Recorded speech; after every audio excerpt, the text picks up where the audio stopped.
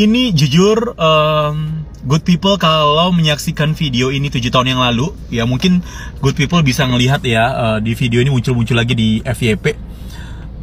Kalau melihat cara probingnya jaksa ini kepada Bang Sianipar ini, itu menjengkelkan, to be honest. Kenapa? Karena cara nanyanya itu cenderung menyudutkan gitu. Apalagi bertanya soal terkait dengan distorsi atau kualitas dari video. Distorsi itu kayak ada proses editing yang pada akhirnya mengubah dari konten yang sebenarnya gitu. Nah, di sini Bang Sianipar tuh sebagai saksi bahwa dia mempunyai penelitian atau dia membandingkan di sosial media gitu ya, di TV dan juga di YouTube ya, bahwa video tersebut itu artinya kelihatan adanya distorsi atau editing yang pada akhirnya mengakibatkan kurang natural dan bisa jadi itu tidak benar gitu. Dan di sini jaksanya kayak kesannya menyudutkan dan mengambil kesimpulan lain gitu. At the end di sini ya tadi pada akhirnya nggak tahu ya, cara bertanya probingnya jadi kayak kurang berkualitas dan berbelit-belit gitu. Dan sampai ditanya untuk jadi referensi YouTube itu tanya udah ada izinnya nggak lah? Kan di YouTube ada kan untuk sebagai preference atau referensi gitu. Jadi it's okay sih, nggak masalah gitu kalau itu jadi referensi kita untuk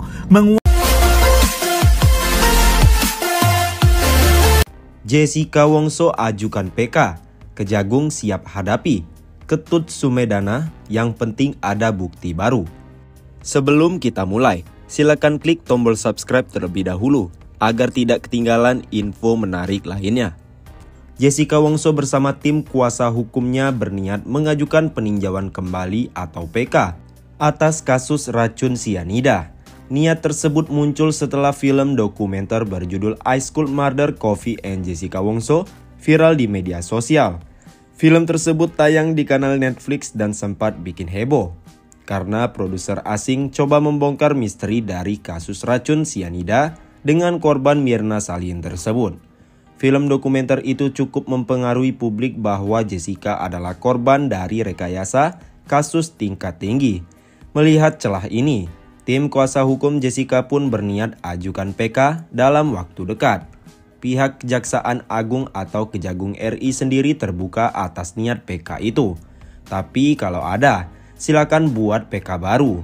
Sekarang kita tinggal menunggu novum apa yang diajukan, kata Kepala Pusat Penerangan Hukum atau Kapus Penkum, Kejaksaan Agung Ketut Sumedana. Jangan sampai yang sudah diceritakan dahulu, diungkap dahulu dalam persidangan berikutnya diajukan kembali. Imbunya, menurut Ketut Sumedana, merupakan hak bagi setiap terpidana untuk ajukan PK. Namun untuk itu, diperlukan sebuah novum atau bukti baru terkait perkara.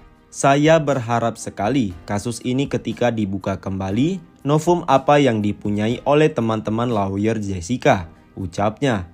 Terkait kasus ini sendiri, Ketut mengingatkan soal pengujian yang sudah dilakukan di 5 tingkat peradilan, yakni Pengadilan Negeri, Pengadilan Tinggi, Mahkamah Agung, dan 2 kali upaya hukum luar biasa berupa PK. Dari kelimanya, tak ada hakim yang memiliki dissenting opinion atau pandangan berbeda. Ketut Sumedana menilai bahwa dalam perkara ini sudah teruji siapa pelakunya. Dari semua tingkatan peradilan tadi, 3 majelis hakim dikalikan 5. Tidak ada satupun yang membuat dissenting opinion. Semua menyatakan perkara ini yang melakukan adalah Jessica. Tegasnya, meski demikian, dia tetap menghormati jika pihak terpidana mengajukan PK lagi. Ketut Sumedana sendiri menyatakan bahwa tak tertarik untuk menonton film dokumenter Jessica Wongso yang berdurasi 86 menit itu. Alasannya, pihak Kejagung sudah menyaksikan langsung bagaimana fakta-fakta kasus yang menyeret Jessica Kumala Wongso itu terungkap di persidangan. Untuk apa aku menonton film? Aku sudah menonton faktanya. Berkasnya aku sudah baca semua, ujarnya. Selain itu, Ketut juga khawatir terpengaruh sehingga mengesampingkan fakta-fakta hukum di pengadilan. Dia pun lebih memilih untuk menghormati proses hukum yang sudah berjalan dan perkaranya sudah inkrah atau berkekuatan hukum tetap. Gak usahlah nonton, nanti kalau terpengaruh kesana sini. Maka dalam posisi sebagai penuntut umum dan penegak hukum, harus kita menghormati proses yang sedang berjalan. bagaimana putusan yang sudah diambil oleh pengadilan, bagaimana pembuktian sudah dilakukan oleh adik-adik saya penuntut umum, katanya. Menurutnya, film dokumenter seperti iSchool bukanlah bagian dari novum atau bukti baru dalam perkara. Kita tahu semua bahwa peradilan ini dulunya sudah terbuka untuk umum. Tapi, tiba-tiba setelah 7 tahun berjalan, ada hal yang berbeda. Ini menurut saya ada sesuatu yang aneh dan meragukan, katanya. Ray Utami ungkap sel tikus Jessica Wongso dari pensiunan polisi. Netizen, tamparan keras buat Deddy Corbuzier. Ray Utami mengungkap sel tikus Jessica Wongso di penjara yang kebenarannya diakui oleh mantan Kasubdit Pamtah Ditahti Polda Metro Jaya, Kompol Purnawirawan Benny Leo Betty. Pensiunan polisi itu mengakui bahwa sel tikus memang benar adanya. Kata dia, tahanan yang menempati sel tikus bagi orang-orang yang ada penekanan khusus. Itu ada dari penyidik, mengatakan coba dibiarkan sendiri dulu, sehingga dia kan masih dalam proses pemeriksaan yang masih belum ada titik temu, supaya jangan terpengaruh.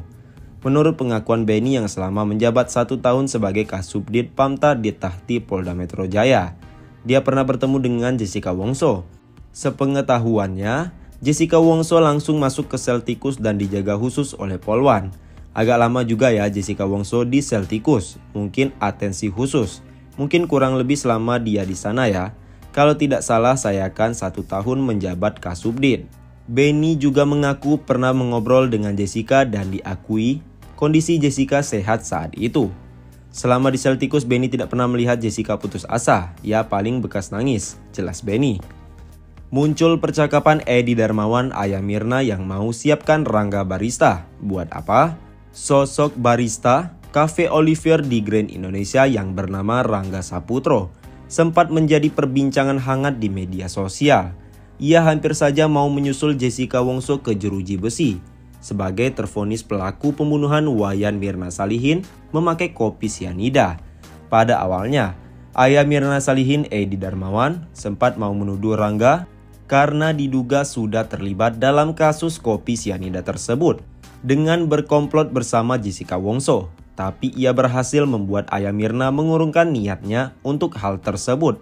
Seperti diketahui, Rangga Saputro sendiri merupakan barista di kafe tersebut yang saat itu bertugas untuk meracik es kopi Vietnam untuk Mirna pada 6 Januari 2016 silam.